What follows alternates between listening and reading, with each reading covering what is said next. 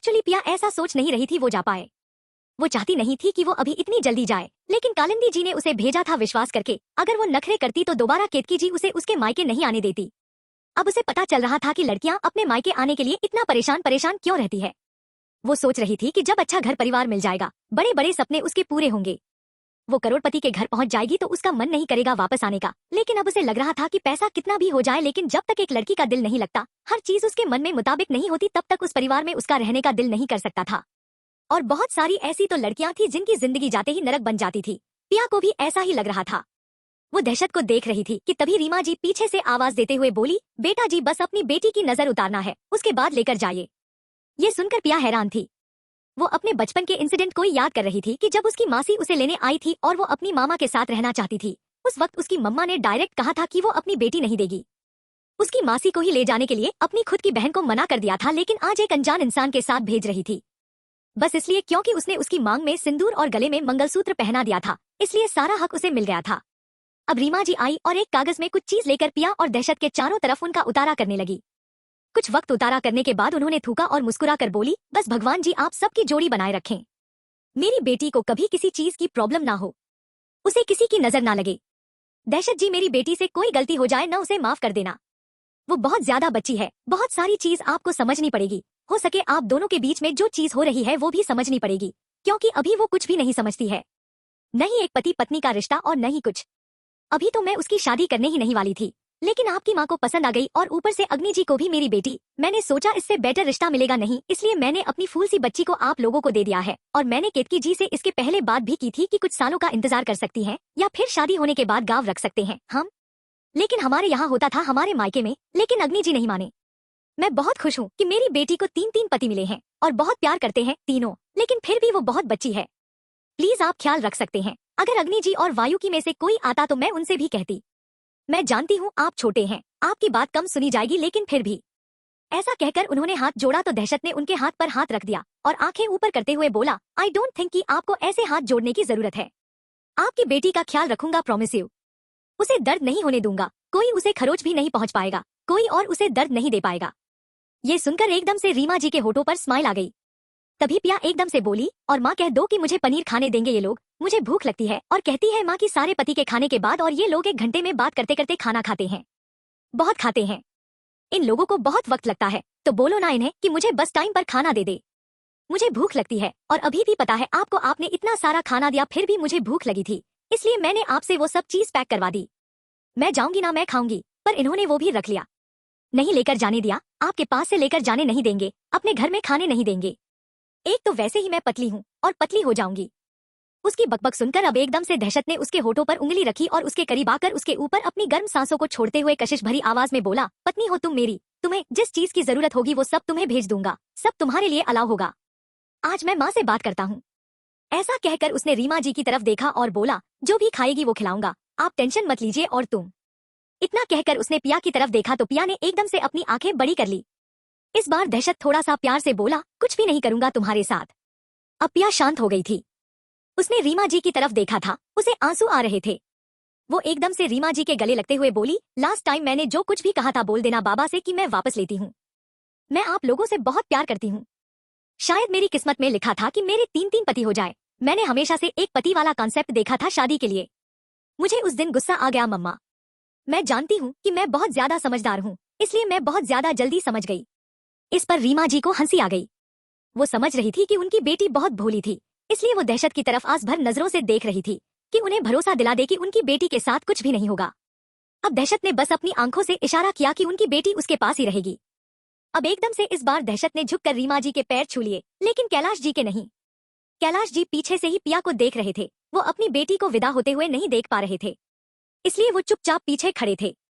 उनकी आंखों से आंसू गिर रहे थे। पिया भी उन्हें देख रही थी, वो उनके सीने से लगना चाहती थी, लेकिन अब दहशत वापस उसे जाने नहीं देना चाहता था, क्योंकि वो जानता था कि अगर उन्होंने गले लगा लिया तो पिया को जाने नहीं देंगे। वो इकलौती बेटी थी उनकी, बहुत प्यार करते थे उससे।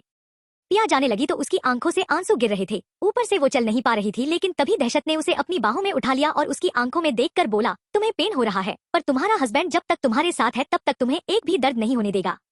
पिया चेहरा दूसरी तरफ करते हुए बोली, दर्द भी तो आपकी वजह से है ना, आपने वो सब नहीं किया होता मेरे साथ तो मुझे तो नहीं लगता, पूरा मतलब अगर पति का हक है पत्नी के ऊपर तो वो कुछ भी करेगा। उसके सारे कपड़े उतार देगा। ये तो मतलब बहुत बुरा हुआ ना। ऐसा थोड़ी करते हैं। मैंने सुना है कि पति अपनी पत्नी की इज्जत की रक्षा करता है, ये थोड़ी कि उसके कपड़े निकाल देता है अकेले में। बहुत दर्द हुआ था। अभी फिर से आप ऐसा कुछ तो नहीं करेंगे ना मेरे साथ? इस पर दहशत उसकी आंखों में देखकर बोला, तुम्हें आइडिया नहीं है कि हस्बैंड एंड वाइफ के बीच में क्या क्या होता है। तुम्हें लगता है कॉन्सेप्ट समझाना पड़ेगा हस्बैंड वाइफ का। कितनी ज्यादा भूली लड़की से शादी नहीं करनी थी मुझे। इसको जैसे रोमांस के बारे में कुछ आइडिया ना हो। मैं उसके साथ कुछ भी करूँ तो बताना तो पड़ेगा ना। आखिर तुम्हें छोड़ तो नहीं सकता हूँ। ऐसा कहकर वो कार में बैठा, लेकिन पिया को वैसे ही गोद में लेकर बैठा हुआ था। ड्राइवर हैरान था। पिया और दहशत एक दूसरे को देख रहे थे, पर ड्राइवर सामने देख रहा था। इतनी हिम्मत नहीं थी कि पलटकर या फिर मिरर से वो पिया और दहशत को देख ले। जहां पर एक तरफ ये हाल था तो वहीं पर दूसरी तरफ वायु इस वक्त महजबीन के सामने बैठा हुआ था। महजबीन बानो असदुद्दीन की कजन सिस्टर थी। आईएफसी बैंक के सीईओ का चुनाव होने वाला था, जहां पर असदुद्दीन की बहन महजबीन और उसके साथ वायु बैठा हुआ था। वायु का नाम दहशत ने ही वहां पर दिया था सीईओ के लिए। महजबीन मुस्कुरा रही थी। उसके सामने वायु था और बार बार बस उसे इशारे कर रही थी कि अगर वो उसकी साइड आ जाएगा तो वो उसे सीईओ बना देगी। आईएफसी बैंक का सीईओ बनने के बाद बैंक के सारे पावर्स उसके हाथ में आ जाते और फिर उनका बिजनेस और भी ज्यादा हाई लेवल पर चला जाता। लेकिन वायु उसे इग्नोर कर रहा था। लगातार फोन में अपने कुछ वीडियो देख रहा था। महजबीन भी लगातार असदुद्दीन से बात कर रही थी कि वायु उसे इग्नोर कर रहा था और ये चीज उससे बर्दाश्त नहीं हो रही थी कि तभी वहां के फ्रेंचाइजी के हेड जाकर एकदम से अपनी पूरी टीम को लेकर खड़े हुए। उस मीटिंग में 5 लोग जज थे जो ये डिसाइड करने वाले थे कि यहाँ का सीईओ कौन बनेगा। और क्योंकि इसके पहले जो सीईओ थे वो काफी बूढ़े हो चले थे और उनका कोई बच्चा भी नहीं था और वो खुद चाहते थे कि कोई मैच्योर इंसान ही इस चीज को हैंडल करे। इसलिए महजबीन भी आई थी क्योंकि उसने बैंकिंग की पढ़ाई काफी अच्छे तरीके से की थी और उसे आइडिया भी था।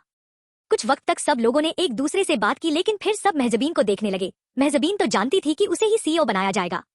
महजबीन मुस्कुराकर वायु को देख रही थी। उसका मन कर रहा था कि वायु के साथ बहुत कुछ कर जाए।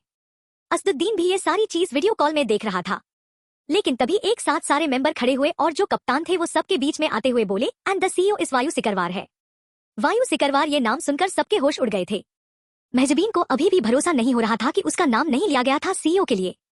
असदुद्दीन ने तुरंत उठकर अपना टैब पटक दिया और गुस्से में बोला, जानबूझकर ये सब कुछ किया गया है। जरूर इसमें कुछ ना कुछ पंगा हुआ है।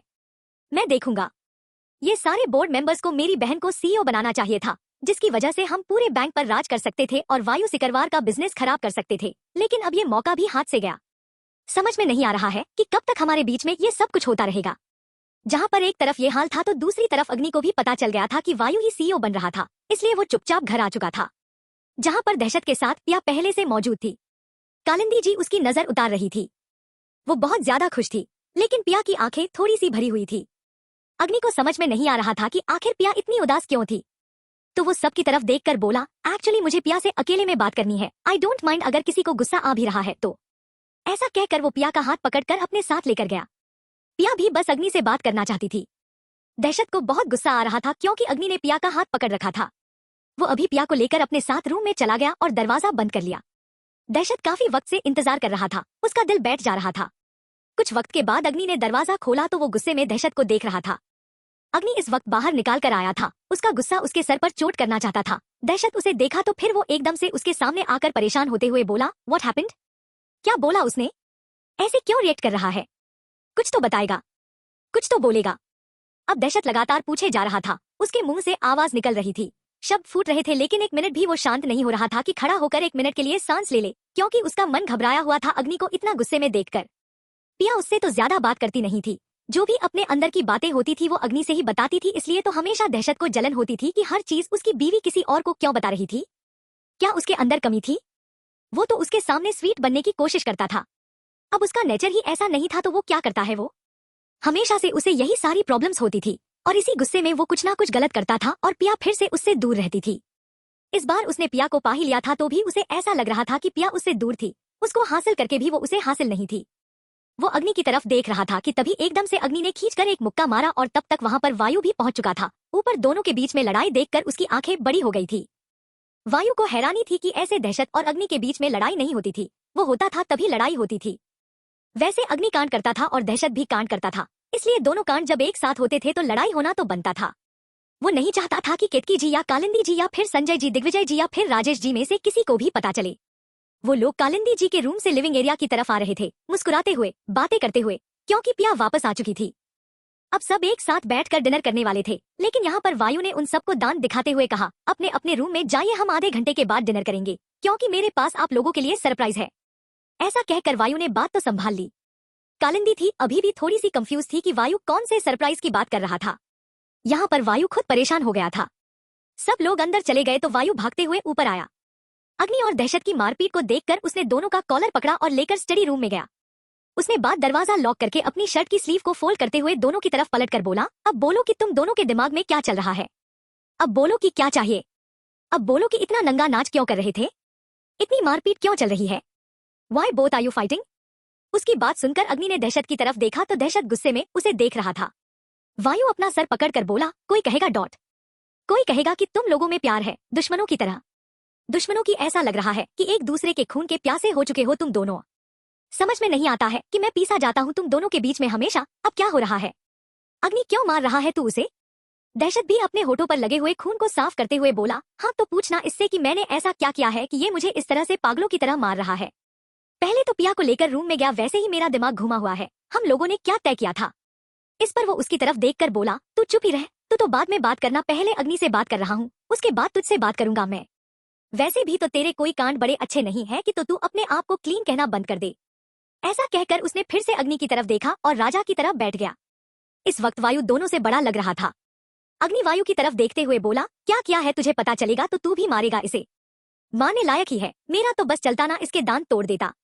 दांत तोड़ता नहीं, 10 से 15 घुसा देता है इसके मुंह में और फिर हथेली सहित पूरा गोलगप्पे खा जाता ये। सुनकर दहशत गुस्से में बोला, देख अभी तेरा बहुत ज्यादा हो रहा है, तू बता कि मैंने किया क्या है। वायु भी फ्रस्ट्रेटेड होकर बोला, हाँ अभी बताना क्या हुआ है। भाई तू हमें बताएगा तब ना हम लोग समझेंगे किसने किया क्या है। तेरे साथ मैं भी मारूंगा, लेकिन बता किसने क्या किया है। इस पर अग्नि एकदम से अपना सर पकड़कर बैठ गया और चिल्लाकर बोला, जबरदस्ती की है पिया के साथ, तुझे आइडिया भी है इसका मतलब क्या है। ये सुनकर ऐसा लग रहा था कि वायु के पैरों के तले जमीन खिसक गई थी।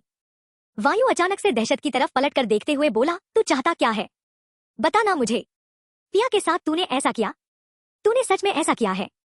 अब ये सुनकर दहशत ने अपना चेहरा दूसरी तरफ कर लिया और फ्रस्ट्रेटेड होकर बोला, हाँ तो क्या करूं, नहीं हो पाया मुझसे कंट्रोल। हाँ आई नो मुझे नहीं करना चाहिए था, मैंने तुम दोनों से प्रॉमिस किया हुआ था कि मैं तब तक करीब नहीं आऊंगा उसके जब तक वो पूरी की पूरी 20 से 21 साल की नहीं हो जाती। तूने यही कहा था, वायु ने इस बार आगे बढ़ते हुए कहा। तो अग्नि उसे रोकते हुए बोला, पहले इसे पूछ कि इसने ऐसा क्यों किया जब इसने हम लोगों को हिदायत दी थी। तो इस बार अग्नि की बात पर वायु एकदम से उसे घूरते हुए बोला, वो बच्ची है और किसने सिर्फ ये कहा था कि अग्नि को छोड़कर मुझे छोड़कर दहशत को पसंद करे पिया, इसलिए इतना सब कांड कर रहे थे। पता है उस रात को मैंने उसके साथ कितना बुरा बिहेव किया था, तुझे आइडिया भी है। लेकिन नहीं, महाराज को तो बस अपने मन की करनी थी, महाराज को अपनी करनी थी, अब कर लिया महाराज ने।